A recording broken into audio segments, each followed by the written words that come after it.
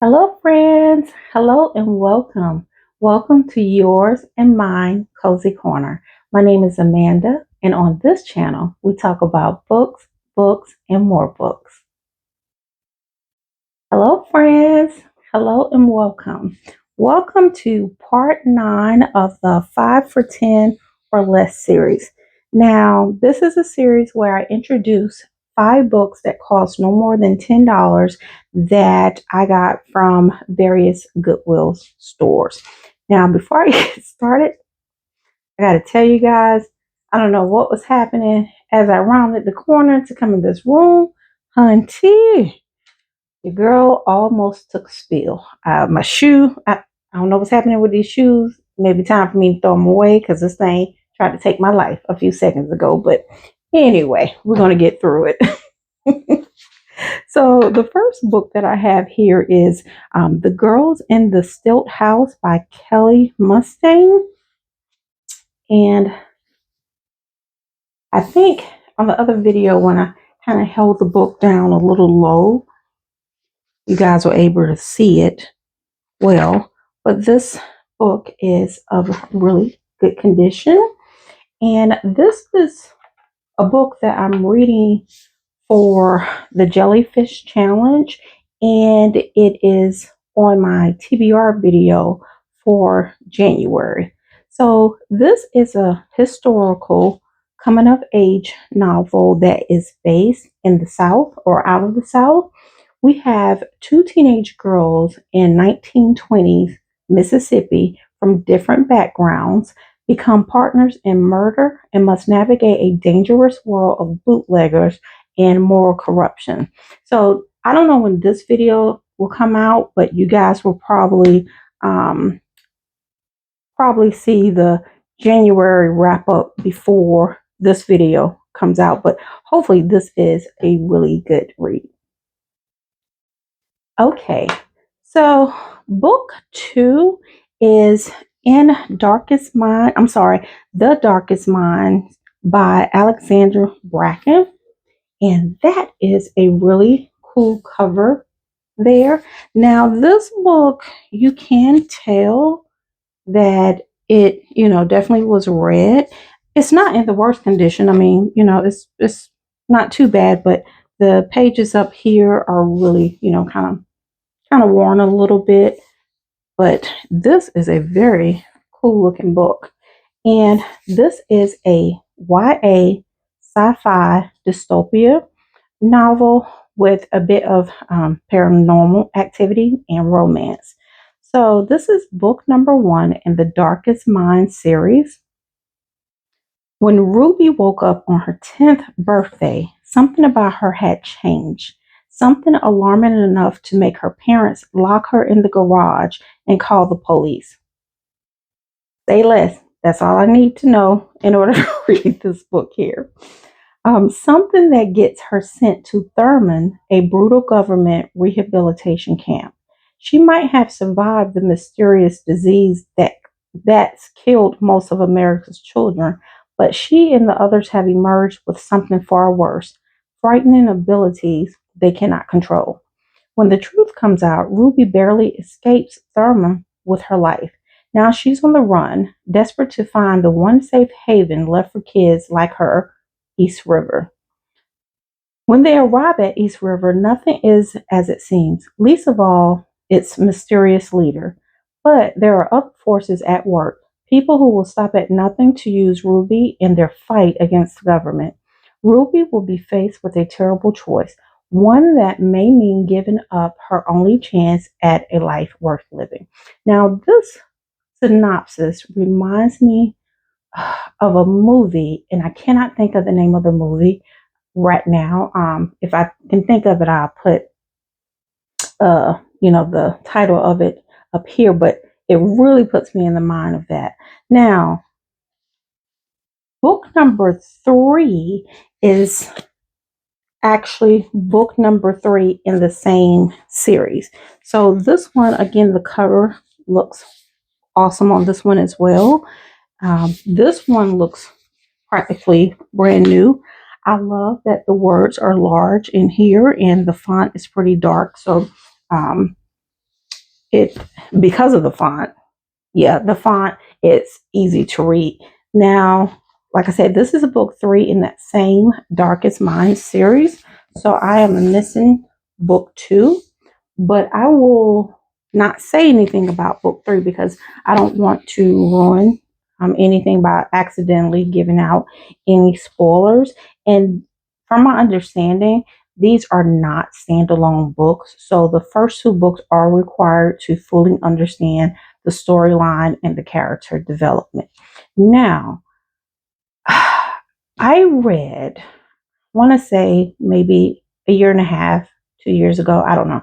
I read the book called Lore by the same author.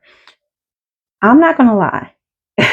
Had I recognized that these books were written by that author, honestly, I don't think I would have picked up these books because even though the synopsis sound absolutely wonderful, the synopsis or lore sounded absolutely wonderful to me. And I think I gave that book like a 2 out of 5. It was just so disappointing to me.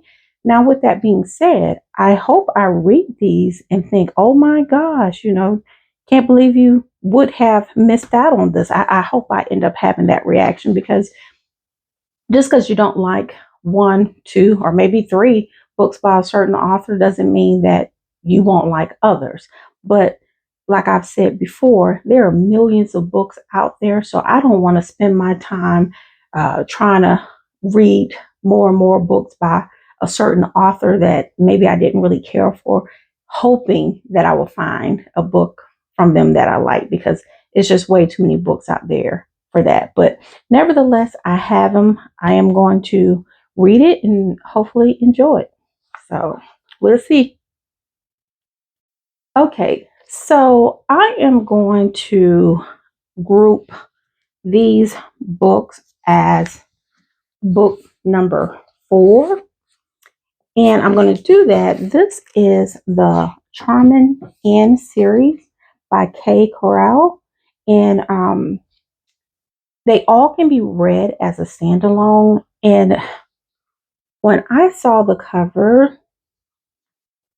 of these books, they just, oh my gosh, they were just so cute that I'm like, I just have to, I just have to read it.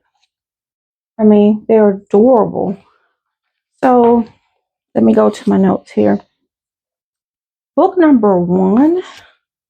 This is, make certain this is the right book here that I did mix it up. Okay. Book number 1. This is One Simple Wish.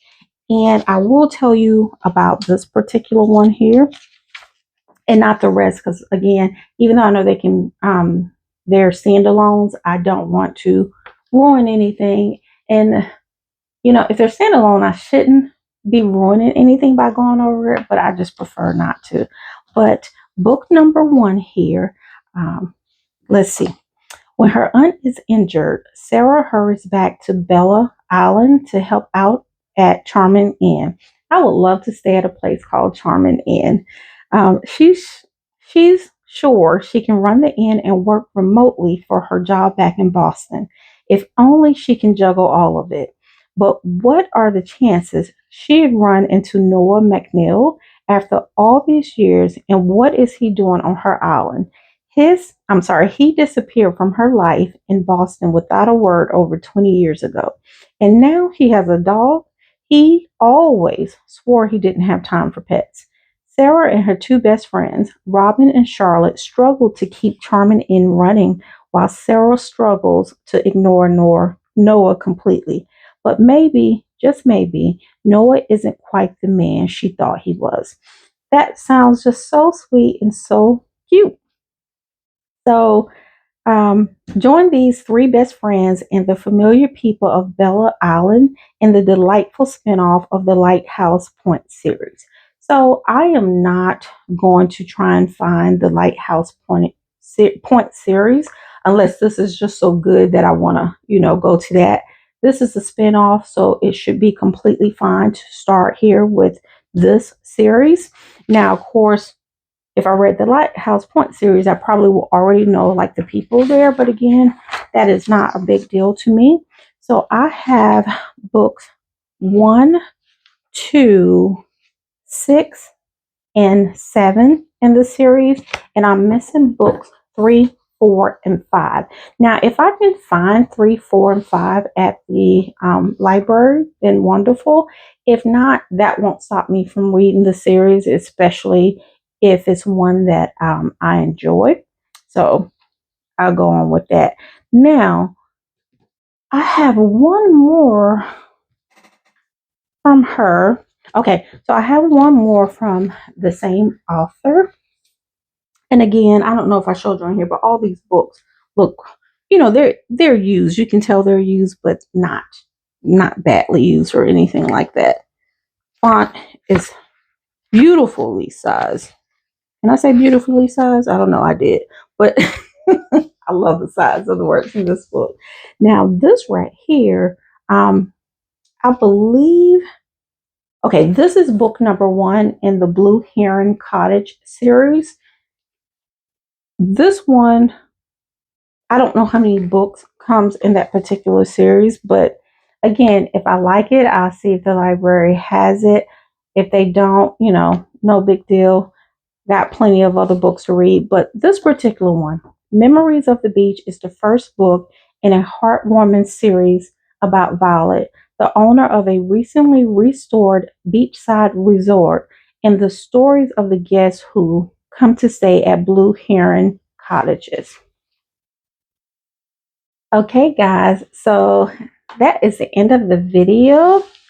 Here are all the books for this. If you guys have read anything by Alexandra, what's her name? Alexandra Bracken, let me know what you thought of her books. Did you enjoy them? Which book it was? Let me know in the comments below because I'm really interested in hearing that. And if you guys have read this particular series, let me know what your thoughts are on that. Okay. So thank you guys. Thank you so much for sticking around to the end of the video here. I appreciate you all. Love you guys and hope to see you next time. But before you go, you know what I need for you to do. Please like, share, and subscribe. And again, I thank you all and I can't wait to talk with you next time. Bye.